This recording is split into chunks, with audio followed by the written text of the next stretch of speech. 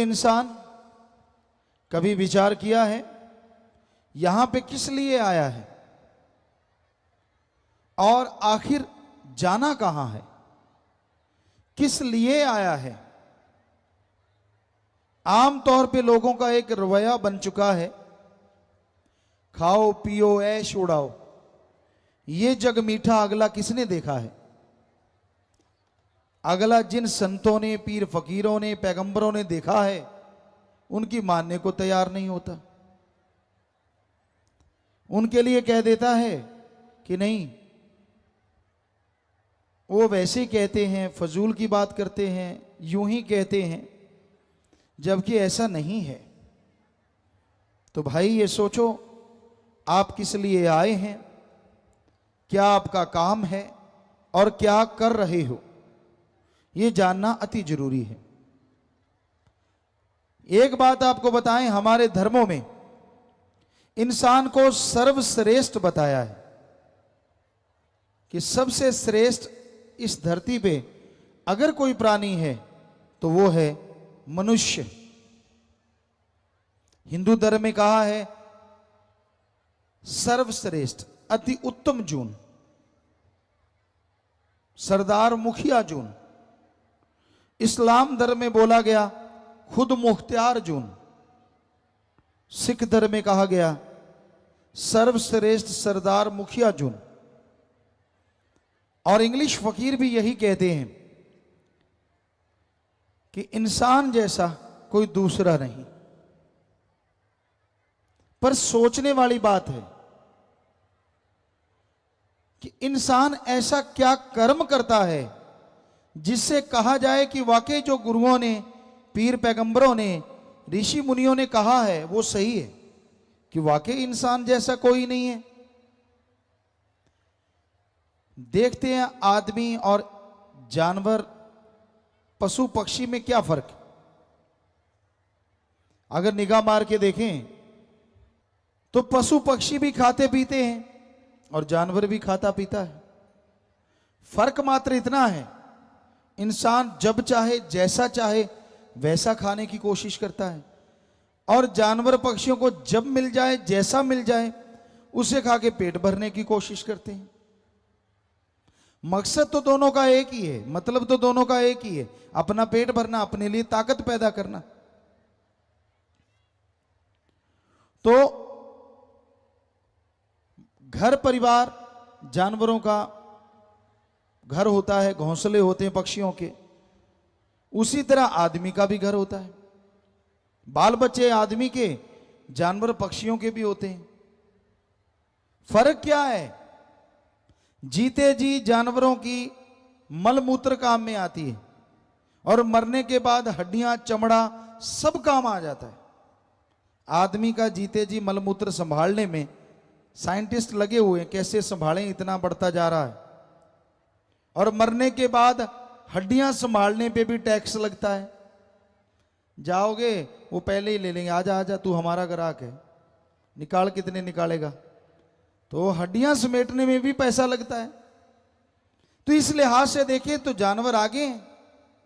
पर शायद आदमी सोचे, साइंस में, विज्ञान में आदमी ने बहुत तरक्की करी है, सुख सुविधा के साधन बन गए हैं। तो साइंस ने कितनी तरक्की की है, गाड़ियां हैं, कारें हैं, क्या ऐसा पशु कर सकता है? ना जी ना, पशु नहीं कर सकता। पर आपको सुख सुविधा के साधन तो विज्ञान के नजर आ गए। पर अगर आज कहें कि आदमी बारूद के ढेर पे बैठा है, सारी दुनिया बारूद के ढेर पे बैठी है, तो गलत नहीं होगा। क्योंकि एटम, परमाणु, अणु, हाइड्रोजन जो बम बन रहे हैं, ऐसा खतरा जैसा आज आदमी को आदमी से है, क्या आदमी को पशु से हो सकता है? कभी नहीं हो सकता। सोच भी नहीं सकते पशु। तो फिर भी पशु आगे निकल गए, आदमी तो फिर पीछे रह गया। फिर धर्मों में क्यों कहा कि आदमी सर्वश्रेष्ठ है, अति उत्तम है, सरदार जून, मुखिया जून, सर्वश्रेष्ठ जून? क्यों?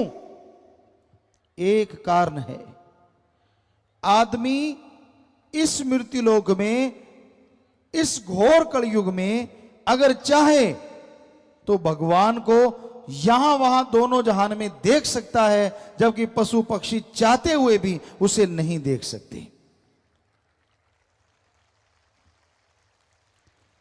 आदमी को भगवान ने यह ताकत दी है, अगर भगवान का नाम जपे, जीते जी गम दुख दर्द चिंता बीमारियों से मुक्ति, मरने के बाद आवागमन से मुक्ति आदमी को मिल सकती है, जबकि देवी देवता को भी नहीं मिल सकती, पशु पक्षियों की तो बात छोड़ो।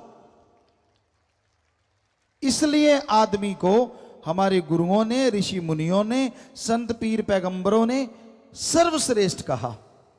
अब आप खुद देख लो, क्या आदमी वाला काम करते हो?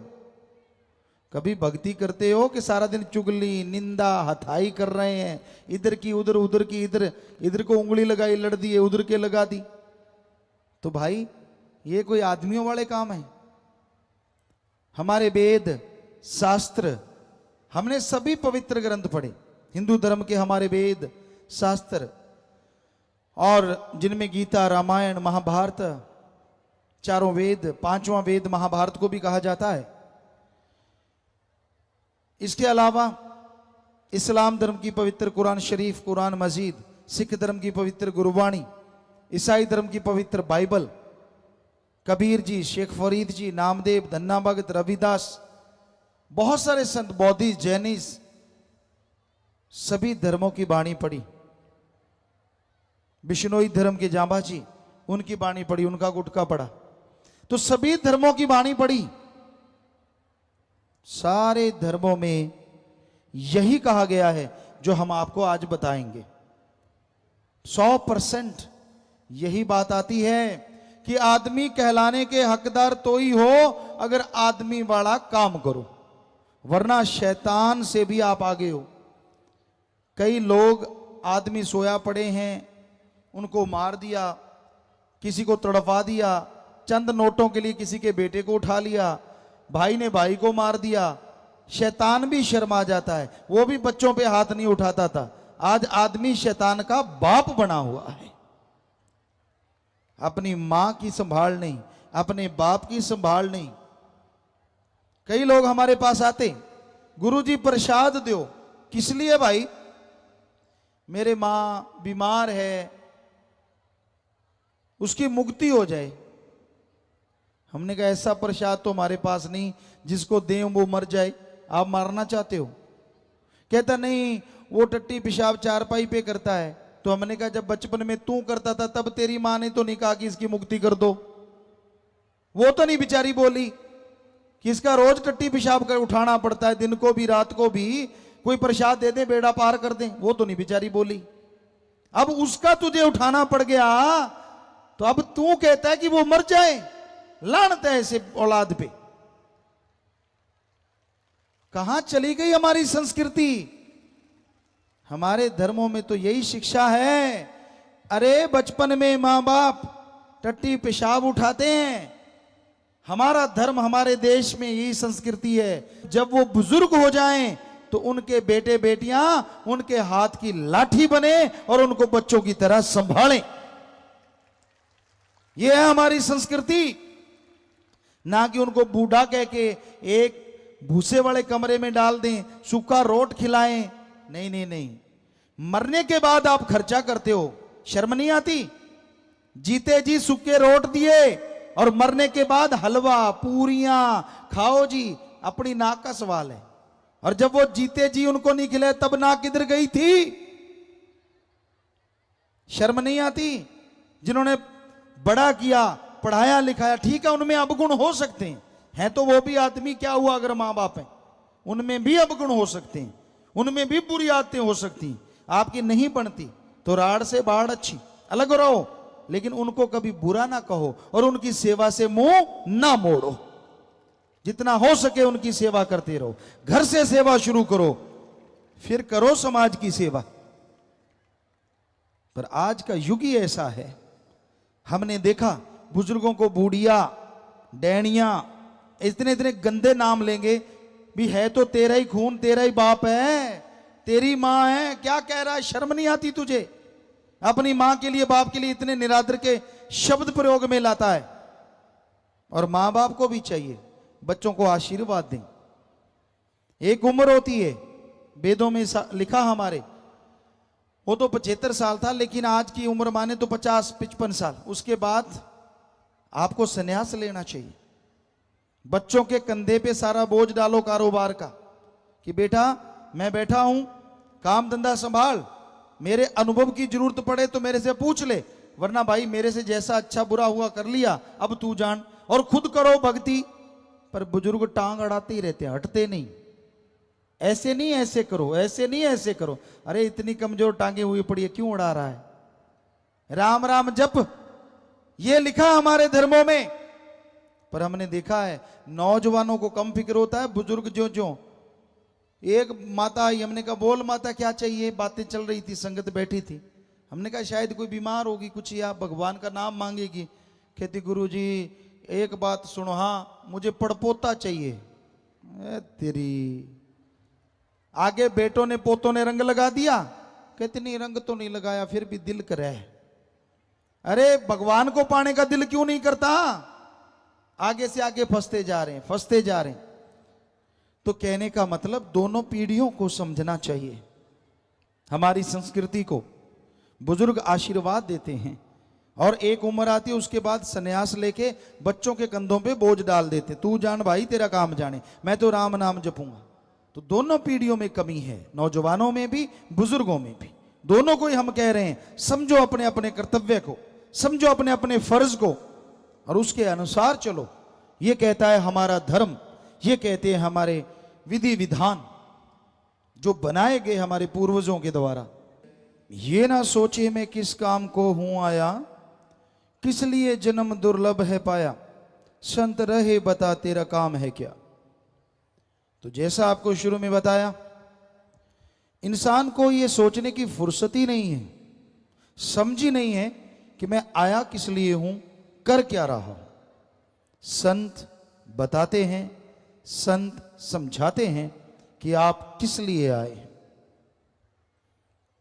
हमारे धर्मों में हिंदू, मुस्लिम, सिख, ईसाई, बौद्ध, जैनी, सभी धर्मों में बहुत सारी बातें एक जैसी हैं। 99% कहें तो सही होगा।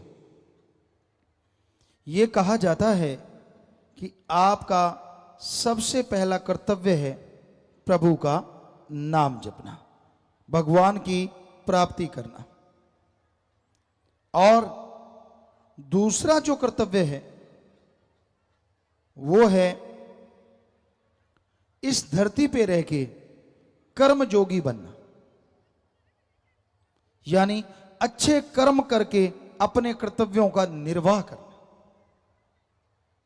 जो भी आपका फर्ज है, जो भी आपकी ड्यूटी है, सही तरीके से उसका निर्वाह करें। ठगी, बेईमानी, भ्रष्टाचार, लूट खसूट, किसी का हक मार के खाना, ये हमारे सारे धर्मों में मना है।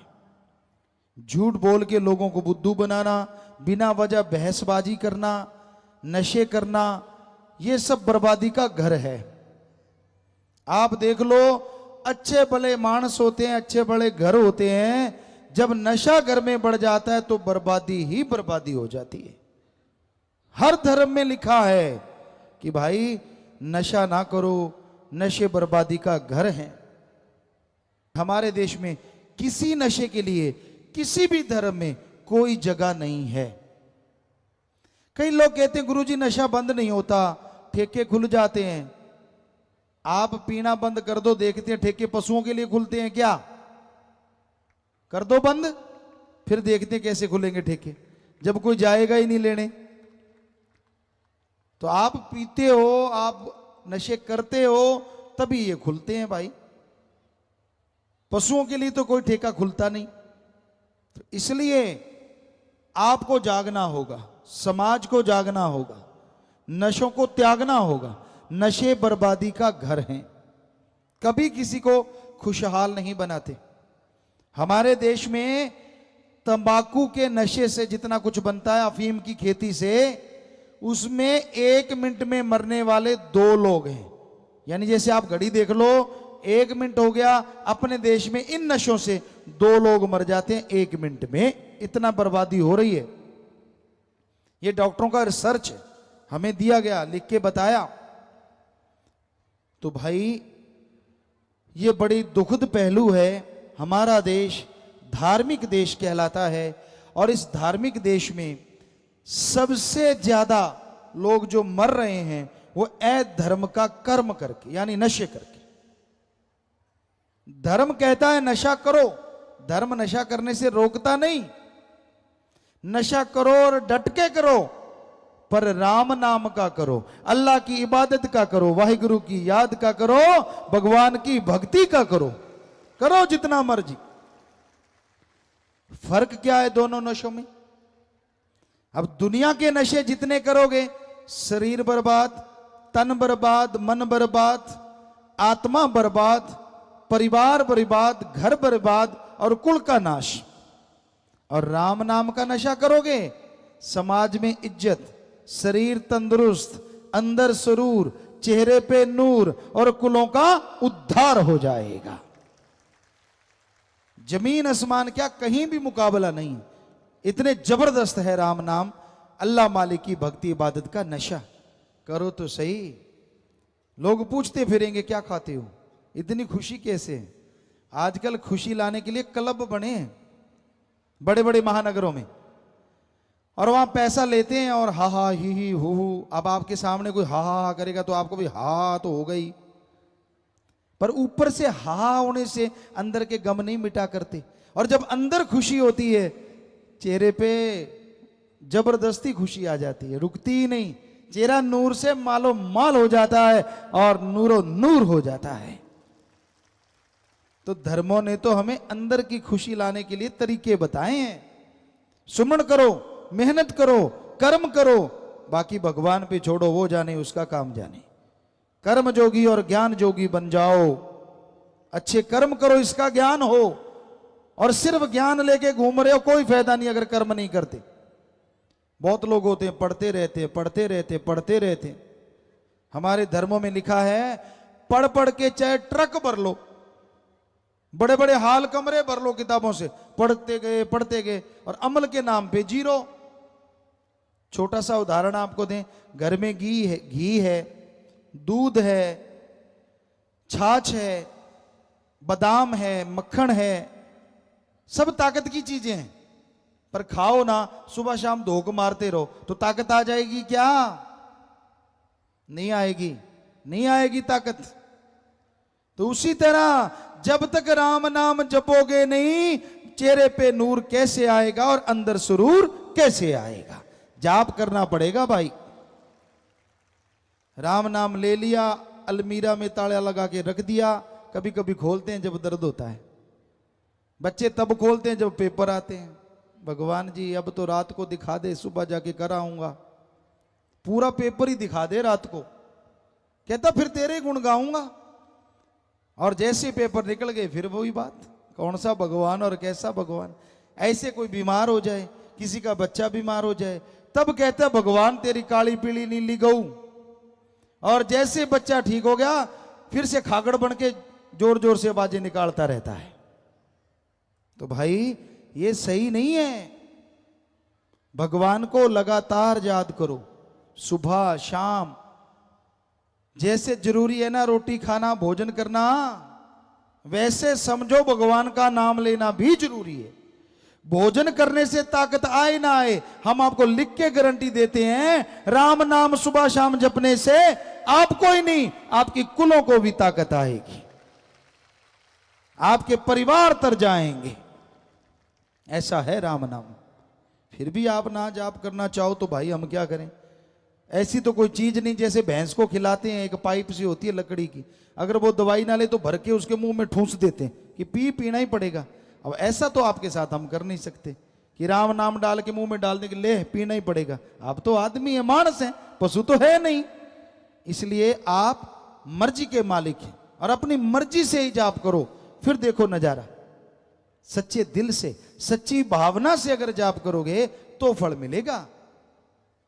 कहते शिकारी वो होता है जिसको लगे लगे ना करना पड़े, अपने आप ही पकड़ ले शिकारी। और उसी तरह भगवान की खुशियां, अल्लाह राम परमात्मा की खुशियां वो हासिल करता है जिसको कहना ना पड़े, कि भाई तू भगवान की भक्ति कर, उसके अंदर तड़प पैदा हो जाए, लगन लग जाए, और वो सच्ची रुचि से और पूरी खुशी से भगवान का नाम ले, कुछ मांगे ना, बिन मांगे मोती मिले और मांगे मिले ना भीख। पता नहीं क्या बख्श दे भगवान। सच्चे दिल से अगर उसकी भक्ति करो, सच्ची भावना से अगर भक्ति करो। लोग कहते हैं भावना, श्रद्धा किसे कहते हैं? आज की श्रद्धा है पैसा। मंदिर, मस्जिद, गिरजाघर, गुरुद्वारा, कहीं भी जाइए, हमने देखा सभी धर्मों को मानते हैं, सभी जगह जाते हैं। क्या कहा जाता था जब हम गुरुगद्दी पे नहीं आए? तेरी जो श्रद्धा है चढ़ा दे। श्रद्धा थोड़ी चढ़ाई जाती है। कहते नहीं नहीं पैसा, मतलब श्रद्धा का, भावना का दूसरा नाम पैसा है। अब लाख रुपए की ठगी मारी, 1000 रुपए भगवान को चढ़ा दिए, ये कौन सी श्रद्धा है भाई? ये तो उल्टा भगवान को हिस्सेदार बना लिया कि भगवान मैंने लाख की ठगी मारी है, उसमें से 1000 तेरे हिस्से का तू ले ले, मेरा 99,000 एक नंबर का बना दे, तू भी खुश और मैं भी खुश। ये तो उल्टा भगवान को हिस्सेदार बना लिया ठगी में। इतना कम हिस्सा आदमी आदमी से नहीं लेता, वो भी कई परसेंटेज ढूंढता है, 10, 20, 30। हाँ, ऐसे थोड़ी ना कि इतने से काम चल जाएगा। पर हकीकत ये है वो 1000 भी भगवान नहीं लेगा, आपने चढ़ाया और आपके जैसे कि उठा के खा जाएगा। आप खुश कि मैंने मालिक को दे दिया, और वो खुश मैंने मालिक से ले लिया, बीच में ही रगड़ा रगड़ी, मालिक तक एक पैसा नहीं गया। तो ये भावना नहीं है, ये श्रद्धा नहीं है। सच्ची भावना कौन सी होती है? मालिक ना करे, जैसे आपका कोई बेटा बीमार हो जाए और आप उससे बहुत प्यार करते हैं, बहुत श्रद्धा है उसके लिए, बहुत भावना है, आपकी आंखों से अपने आप आंसू चल पड़ते हैं, आपका दिलो दिमाग तड़प जाता है, आप व्याकुल हो जाते हैं, रोते हैं, तड़पते हैं। यह है श्रद्धा, यह है भावना बाप और बेटे की। यानी आप अपने औलाद के लिए इतनी श्रद्धा रखते हैं, इतनी भावना रखते हैं, रुपए में 100 पैसा आप अपने बेटे के लिए श्रद्धा रखते हैं। ऐसी ही श्रद्धा, ऐसी ही भावना आप भगवान के लिए रुपए में 15-20 पैसे बना लो, गारंटी हम देते हैं भगवान के दर्शन आपको जरूर होंगे। यह है सच्ची श्रद्धा, सच्ची भावना। पैसे का नहीं भूखा भगवान, खाने पीने का नहीं भूखा। कभी भगवान को खाते देखा है? कभी नहीं खाता। लड्डू पेड़े हलवा चढ़ाया और खुद ही रगड़ गए। मैं तो बकरा चढ़ाऊंगा देवी को। बकरा, बकरा क्या चढ़ाएगा? मुंडी काट के देवी को दे दी जिसमें खोपड़ है, मांस नहीं है अच्छा, और अच्छे मांस वाला हिस्सा खुद रगड़ गया। देखो होता है कि नहीं ऐसा? बताओ सच, ऐसा ही होता है। देना तो पूरा बकरा दे, कोई नहीं देता। क्योंकि हमने धर्मों में पढ़ा है देवी देवता फरिश्ते कभी निर्दोषों को तंग नहीं करते। तो बेचारे बकरे छतरों ने तो किसी का बुरा नहीं किया होता, वो तो निर्दोष हो गए, वो तो निर्दोषों का साथ देते हैं देवी देवता। तो ये आपका ही बनाया हुआ प्रोग्राम है कि उसको ये दे के खुश कर लेंगे, क्योंकि खुद खाना है उसके नाम पे। वो नहीं किसी को मारते, वो नहीं कहते कि मुझे बकरा दे, छतरा दे, ये दे। हमने पढ़ा है देवी देवते निर्दोषों का साथ देते हैं और जालिमों का खात्मा करते हैं। ये उनका नाम होता है देवी देवता फरिश्ते। तो इसलिए भाई ध्यान रखो, देवी देवता के नाम पे किसी जीव को मारो ना, ये सही नहीं है। रूहानियत के हिसाब से, वेद शास्त्रों के अनुसार ये सही नहीं है। वो खुश होता है जो भावना हमने आपको बताई, श्रद्धा जो आपको बताई, ऐसी तड़फ, ऐसी व्याकुलता अंदर पैदा कर लो, ऐसे शुद्ध विचार अंदर पैदा कर लो, ताकि वो भगवान आपको दर्शन दे। अल्लाह राम मालिक की कृपा दृष्टि रहमो करम आप पे मूसलाधार बरसे और आपके गम दुख दर्द चिंताएं पल में खत्म होती चली जाएं। आगे आया जी कि आदमी को आदमी वाला कर्म करना चाहिए। पता नहीं कितने चक्कर लगा के, कभी पक्षी पशु, कभी मछली बना, कभी सुअर खच्चर, पता नहीं कितने शरीरों में से होके मनुष्य शरीर का ये आत्मा को शरीर मिला है। तो इसलिए हे भाइयों, हे बहनों, हे बुजुर्गों, हे बच्चों, उस मालिक का नाम जपा करो, भक्ति करना ना छोड़ो, उससे आपको 100% लाभ होगा, तन मन धन में, घर परिवार में, और आत्मिक तौर पे, सामाजिक तौर पे आपकी खुशियां बढ़ती जाएंगी। ये हकीकत है। ये जन्म मिला प्रभु मिलने की बार, रहा खाने सोने में यूं ही गुजार, कुछ कर ले विचार क्यों बनता गंवार। दिन रात खाने पीने में मस्त ना हो जाएं, बल्कि समय निकाल के मालिक का नाम जपा करें। सुबह रफा हाजत जाते हो, फ्रेश होने के बाद मालिक की याद में आधा घंटा दे दो, क्या जाएगा आपका? वैसे भी तो टाइम लगाते हो, गपशप मारने लगो 2-3 घंटे का नहीं पता चलता, चुगली निंदा करने लगते हो पता नहीं लगता कितना टाइम चला गया। तो ये तो आपने अपने लिए, बच्चों के लिए, पीढ़ियों के लिए, औलाद के लिए टाइम देना है। तो इसलिए कम से कम आधा घंटा या घंटा सुबह और ऐसे शाम को आप नियम बना लो, टाइम फिक्स कर लो, इस टाइम पे जाप करना ही करना है तो कर लोगे। अगर वैसे कहते रहे तो मुश्किल है भाई। एक सज्जन ने चिट्ठी डाली, कहता गुरुजी मैंने सोचा मैं भक्ति किया करूंगा, मन को कहा कि मन मैं भक्ति करूंगा, तू रोक के दिखा। मन कहता कर ले भक्ति, मुझे क्या। कहने लगा रात को रोटी कम खाऊंगा, आधी रोटी कम खाऊंगा ताकि सुबह जल्दी जाग जाऊं, और रात को रोटी खाने लगा। कहता सब्जी इतनी स्वाद लगी, पहले कभी लगी ही नहीं थी, आधी कम खानी थी, एक ज्यादा ठोक गया, सुबह उठा ही नहीं गया। उठे कहां से, आड़ से आ गया। अगले दिन कहता नहीं आज लड़ेंगे अपन, चलो रोटी जैसे तैसे कंट्रोल किया, थोड़ी खाई, सुबह जाग भी आ गई। 4 बजने में 5 मिनट रह रहे थे। मन कहता वो पागल 5 मिनट तो और सो ले, 4 बजे जाप करना है ना, अभी 5 मिनट पड़े। कहता ऐसा सोया 7 बजे उठा। सो ये अगर टाइम फिक्स करके भक्ति नहीं करोगे तो मन तो ऐसे ही रगड़ता है। हिंदू सिख धर्म में मन कहते हैं जो दिमाग को नेगेटिव विचार देता है, बुरे ख्याल। इस्लाम धर्म में कहते हैं नफस, तो ये बुरे ख्याल देता है। इससे लड़ने के लिए चलते, काम धंधा करते, लेट के, बैठ के आप सुमन करेंगे तो मन रुक सकता है, वरना मन नहीं रुकता। हंकार देगा, खुद ही में डुबोए रखेगा, मुझे ये क्यों नहीं, मुझे वो क्यों नहीं, मुझे फला क्यों नहीं, पता नहीं क्या क्या मन की रील चढ़ी रहती। एक उतर जाती है दूसरी तैयार, दूसरी उतर गई तीसरी तैयार, गलत ही गलत, बुरे ही बुरे, खोटे खोटे विचार देता है। इसलिए मन से लड़ना कलयुग में सच्ची भक्ति है। और मन से लड़ने के लिए राम नाम के जाप के बिना कोई दवा नहीं है। राम नाम का जाप करना होगा तभी मन रुकेगा, वरना मन तो भाई सबसे चंचल है। सूर्य का प्रकाश की गति बड़ी तेज है, हवा भी तेज है, लेकिन मन की गति इन सब से तेज है। पर मन की गति से अगर कोई तेज गति है तो वो आत्मा की गति है। उसकी स्पीड मन से कई गुना ज्यादा है, हजारों लाखों गुना ज्यादा। पर वो चुप हुई बैठी है। जब उसे हनुमान जी की तरह याद दिलाओगे राम नाम के द्वारा कि तेरी गति इतनी है, तो वो दौड़ेगी और मन पानी भरेगा, मन चुप हो जाएगा और भलाई नेकी में आप आगे बढ़ते जाएंगे।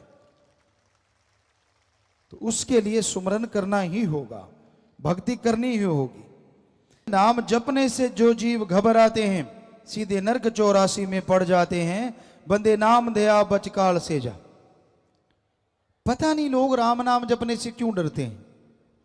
हमें कई लोग कहते हैं गुरुजी टाइम नहीं होता, खाने का टाइम, पीने का टाइम, पहनने का टाइम, काम धंधा करने का टाइम। अरे राम नाम में कौन सा हल जोतना है, जीबा से जाप करना है, जीबा मुंह के अंदर है, वो वैसे भी हिलती रहती है, राम नाम में हिला लो। बताओ इसमें टाइम अलग से निकालने की क्या जरूरत है। हाँ, अगर आप नूरी स्वरूप के चाहवान हैं, आप चाहते हैं कि मालिक को नूरी स्वरूप में देखें, उसकी वो परमानंद की प्राप्ति झलक पा जाएं, तो उसके लिए जरूर आप टाइम दें। पर वो आप घंटा सुबह शाम 22 घंटे फिर भी आपके लिए बकाया है। पता नहीं वजह क्या है, क्यों नहीं आदमी राम का नाम लेना चाहता। और इसकी वजह एक ही है, कलयुग, काल का जोर, शैतान की ताकत का बोलबाला। किसी की टांग खिंचाई करनी हो टाइम है, चुगली निंदा करनी हो टाइम है, चुगली निंदा की बात माता बहनों को कहा जाता था कि बहुत करते हैं, लेकिन आजकल भाई कहते हम भी किसी से कम नहीं, मुकाबला नेक टू नेक बराबर का है। एक बार हम स्कूल में गए, कॉलेज में गए, वहां बच्चे कहने लगे पिताजी हमसे कोई बुरी चीज छुड़वा दो, एक बुरी आदत छुड़वा दो। हमने कहा पक्का छोड़ोगे? कहते हाँ। हमने कहा बेटा ठीक है, चुगली निंदा छोड़ दो। तो एक छोटा सा बच्चा रोने लगा। हमने कहा बेटा तू रो क्यों रहा है? ध्यान से सुनिए। कहने लगा पिताजी, गुरुजी अगर हम चुगली निंदा छोड़ देंगे तो करेंगे क्या? आप भी सोच के देखो, आप जो बातचीत करते हो उसमें से चुगली निंदा निकाल दो, आप कौन कौन सी बातें करते हो? फलां बुरा, फलां ऐसा, फलां ऐसा, वो ऐसा है, उसका तो बेड़ा गर्क हुआ पड़ा है। अरे तुझे क्या, तुझे मजा आ रहा है क्या? ना जी, लगे रहते हैं एक दूसरे के। अरे इसी टाइम को अगर राम नाम में लगा दो तो आपके आने वाली पीढ़ियों का भी भला हो जाए और आपके शरीर को भी तंदुरुस्ती मिल जाए। पर ऐसा घोर कलयुग आया है, राम नाम जपने के लिए बड़ा जोर देना पड़ता है, जाप ही नहीं करते। मुझे नींद आ गई जी, मुझे काम बहुत है जी, ये सब बहानेबाजी है। कई बिल्कुल खाली होते हैं, वो नहीं जपना चाहते। हम कह दें भाई आधा घंटा जपना ही पड़ेगा, घंटा जपना ही पड़ेगा, उनको आफत आ जाती है, हो आधा घंटा भगवान को देना पड़ेगा, कोई काम नहीं होता इसके अलावा। जब जिंदगी राम नाम के लिए लगा दी तो जपो, जाप करो राम का नाम। पर ना जी, उनको भी बड़ी मुश्किलें आती हैं। तो कहने का मतलब ये कलयुग का प्रभाव है। ऐसा भयानक समय आया है, आदमी घंटा सुबह शाम मालिक का नाम जपना ऐसा समझता है जैसे कोई बोझ उठाना। साईं मस्ताना जी महाराज के समय की आपको एक बात सुनाते हैं। एक दिहाड़ी मजदूर था, मजदूरी कर रहा था।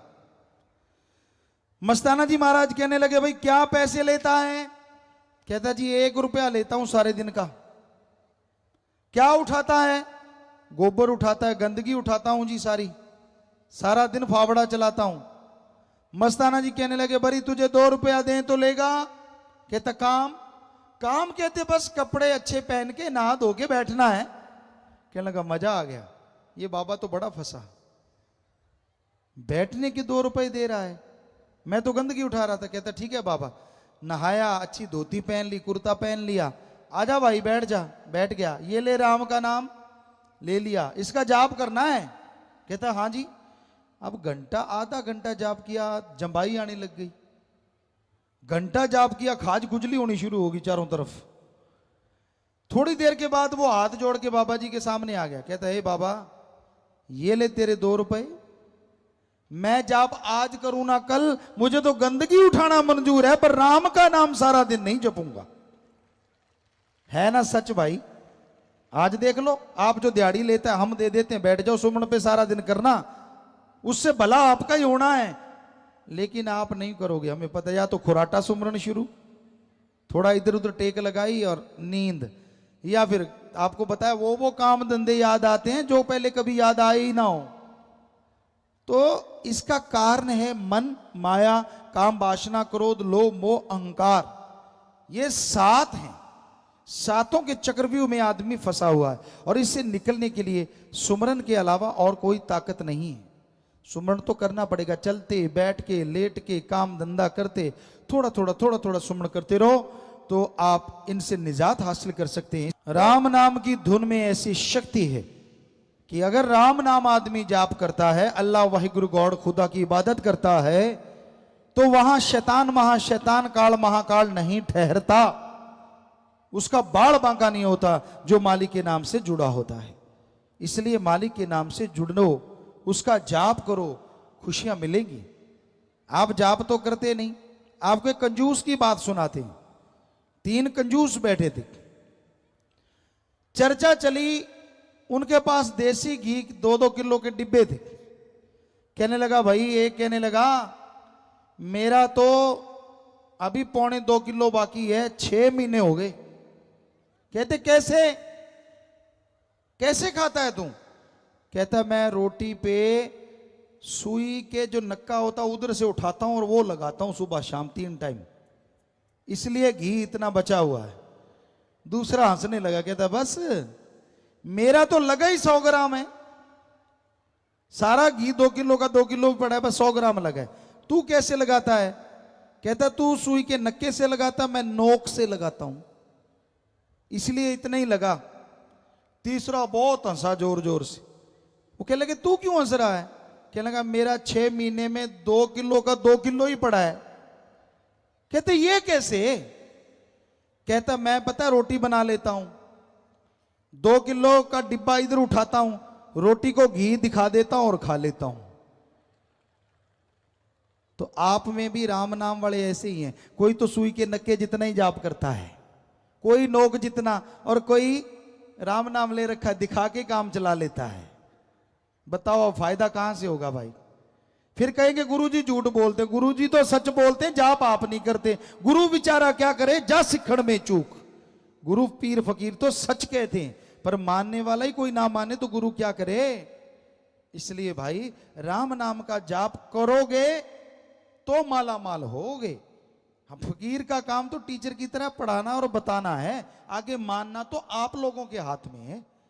जाप करोगे तो खुशियां मिलेंगी भाई, अगर करते नहीं तो कर्म कैसे कटेंगे? भोगने पड़ेंगे ही पड़ेंगे। फिर कहते राम नाम वाले को दुख क्यों आया? क्योंकि तूने राम नाम नहीं जपा, भक्ति नहीं की, इसलिए तेरे कर्म नहीं कटे भाई।